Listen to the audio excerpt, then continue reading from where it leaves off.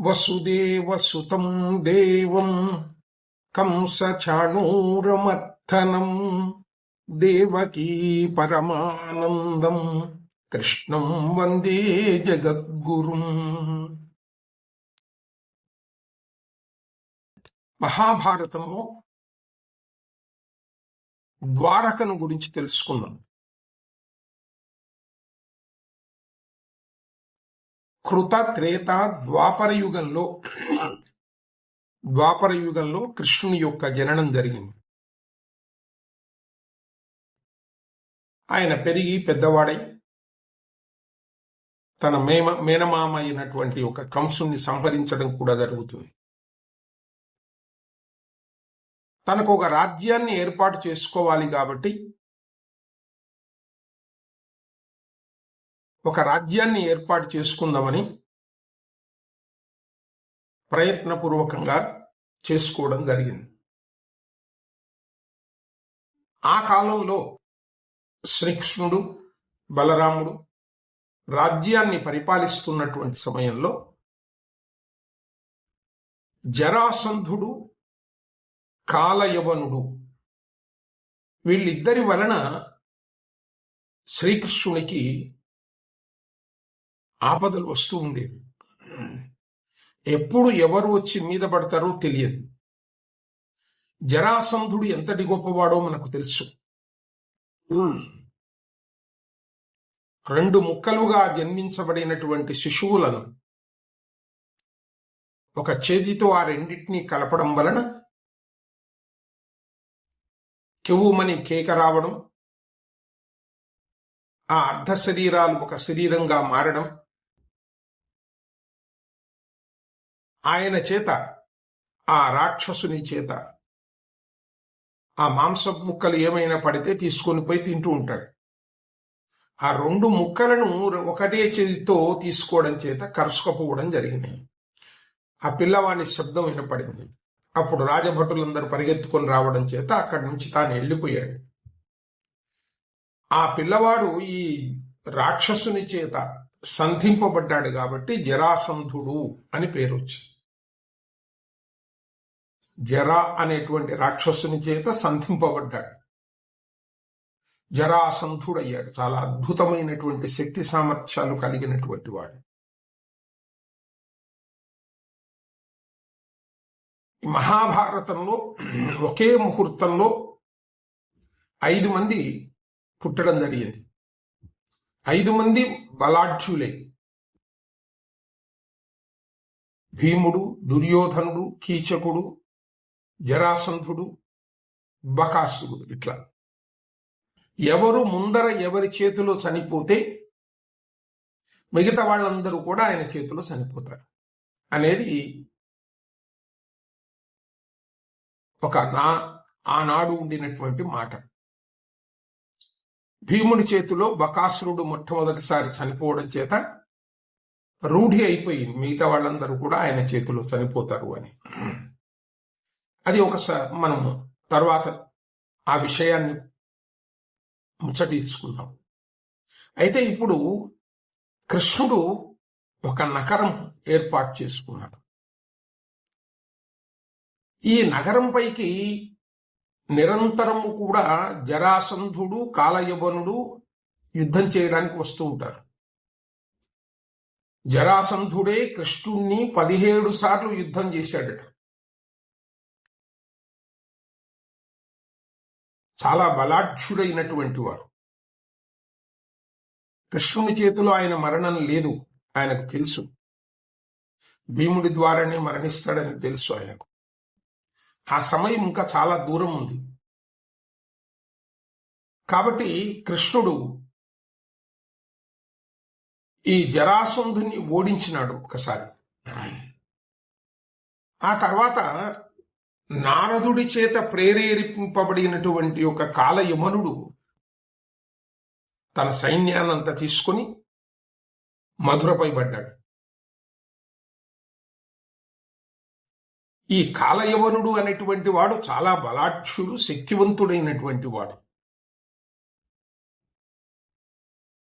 ఈతనితో కాలయవ్వనంతో కృష్ణుడు పోరాడుతూ ఉన్నాడు సైన్యంతో. ఆయన సైన్యంతో ఈయన ఇద్దరు కలిసి పోరాడుతూ ఉన్నారు.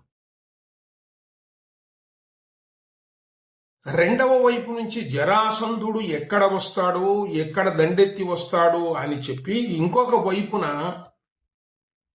తన వారిని ఎక్కడ తాను సంహరిస్తాడు అని శ్రీకృష్ణుడికి భయం కలిగింది. ఒకవైపు కాలయవనుడు, మరొక వైపు జరాసంధుడు వస్తే ప్రజలని ఏ విధంగా ఇబ్బంది పెడతాడు అనేది తాను గ్రహించినటువంటి వాడే శ్రీకృష్ణుడు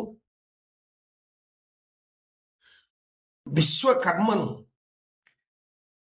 దేవలోకంలో ఉండినటువంటి విశ్వకర్మ సృష్టిస్తాడని, ఏది కావాలంటే అది తయారు చేస్తాడు. ఆయనని స్మరించడం జరిగింది. ఆ విశ్వకర్మ రావడం జరిగింది. సముద్ర మధ్యంలో నాకు ఒక నగరాన్ని నిర్మించి ఇమ్మని అడిగాడట.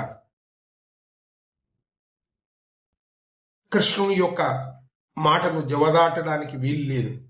విశ్వకర్మకు చేస్తాను అన్నాడు. ఆయన ఏమన్నాడంటే సముద్ర మధ్యంలో కట్టాలి అంటే సముద్రుడు స్థలం ఇవ్వాలి కదా.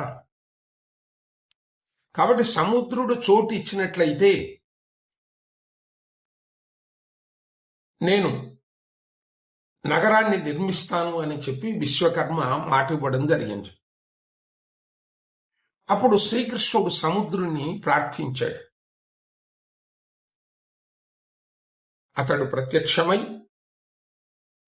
కృష్ణుని మాట మేరకు 12 యోజనముల వెడల్పు కలిగినటువంటి ఒక స్థలాన్ని ఆయనకిచ్చాడు, విశ్వకర్మకిచ్చాడు. శ్రీకృష్ణుడు అర్థించడం వలన సముద్రుడు వెనక్కి వెళ్ళిపోయాడు. 12 యోజనముల దూరం వెనక్కి వెళ్ళిపోయాడు తను. అప్పుడు విశ్వకర్మ ఒక మహానగరమును, అద్భుతమైనటువంటి నగరమును నిర్మించాడు. ఇది మనకు హరివంశము ద్వారా తెలుస్తుంది.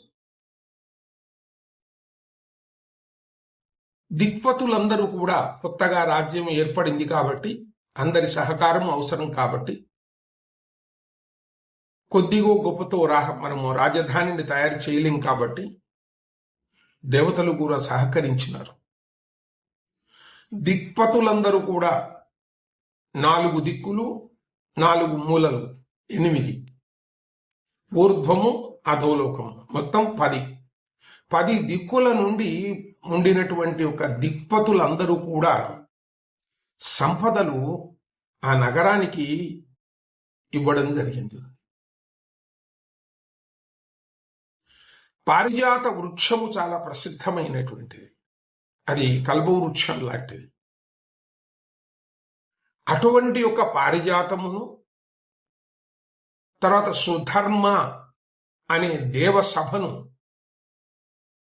ఇంద్రుడిచ్చాడు. వచ్చి 3 లోకాలకు అధిపతి అయినటువంటి ఇంద్రుడు తీసుకొచ్చి ఇవ్వడం జరిగింది.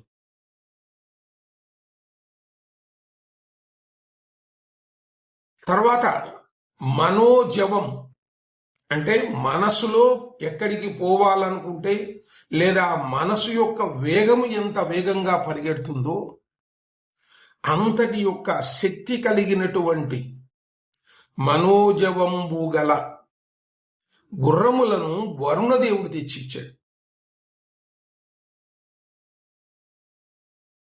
మనసు ఎంత వేగంగా పోతుందో గుర్రములు కూడా అంత వేగంగా పోతాయి. ఈ వరుణుడు వీటికి ప్రసిద్ధుడు, తాను తీసుకొచ్చి ఇచ్చాడు. తర్వాత నవనిధులు అనేటి ఏమేంటివి అనేటువంటి మనం ఇదివరకు ఒక దాంట్లో చెప్పుకున్నాం. నవనిధులు అంటే గుప్త నిధులలాగా కుబేరుడు తీసుకొచ్చి ఇచ్చాడు శ్రీకృష్ణునికి. ఆ పట్టణమునకు మధురాపురవాసులు అందరూ కూడా ఆ మధురలో నివసిస్తున్న అందరినీ కూడా బలరాముడు దగ్గర ఉండి తీసుకొచ్చి ఆ కొత్త నగరంలో ఉండేటట్టుగా తాను దగ్గరుండి చూసుకున్నాడు అందరినీ కూడా. కాబట్టి ఈ విధంగా బలిష్టమైనటువంటి ఒక రాజధానిని సముద్రం యొక్క మధ్యలో నిర్మించుకోవడం జరిగింది. అది శత్రు దుర్భేద్యమైనటువంటి ఒక కోట. ఆ కోటలాగా ఏర్పాటు చేసుకున్నాడు. సాక్షాత్తు శ్రీ మహావిష్ణువే కృష్ణుడుగా అవతరించాడు. ఒక మానవుడిగా అవతరించినప్పుడు ఒక మానవుడు పడే కష్టాలు ఎన్ని ఉంటాయో అవన్నీ తాను అనుభవించాడు. చిన్నప్పటి నుంచి, పుట్టినప్పటి నుంచి అన్ని కష్టాలను అనుభవించాడు, జయించాడు. అందులోంచి ఆ నగరంలో నివసించి రాజ్యాన్ని సుభిక్షంగా యాదవులకందరికీ కూడా ఏ లోటు లేకుండా అందరికీ కూడా సమానమైనటువంటి యొక్క ఐశ్వర్యములు కలిగేటట్టుగా తాను పరిపాలించడం జరిగింది. కాబట్టి ఆనాటి నుంచి మథురా నగరం అంత గొప్పగా ఏర్పడడానికి ద్వారకా. కాబట్టి ఇటువంటి యొక్క నగరాన్ని శ్రీకృష్ణ భగవానుడు విశ్వకర్మ చేత నిర్మించుకోవడం జరిగింది. అది కూడా శ్రీకృష్ణ నిర్యాణము తర్వాత మళ్ళీ సముద్రుడిలో కలిసిపోయింది. అదంతా ఆయన ఉన్నంత వరకు వాళ్లకు రాజధానిగా, శత్రు దుర్భేద్యంగా తన ప్రజలనందరినీ కూడా కడుపులో పెట్టుకొని వాళ్ళందరినీ కాపాడినటువంటి వ్యక్తి. ఆ సముద్రుడు రావడము మొత్తం దాన్ని యథావిధిగా ఇదివరకే విధంగా అయితే సముద్ర గర్భంలో ఉండేదో అంతా కూడా మళ్ళీ వెళ్ళిపోయింది. ఈనాటికి కూడా మనకు కొన్ని ఆధారాలు సముద్ర గర్భం నుంచి తీసుకొచ్చి మనకు చూపిస్తున్నటువంటి సంఘటనలు కూడా ఉన్నాయి. జై శ్రీమన్నారాయణ.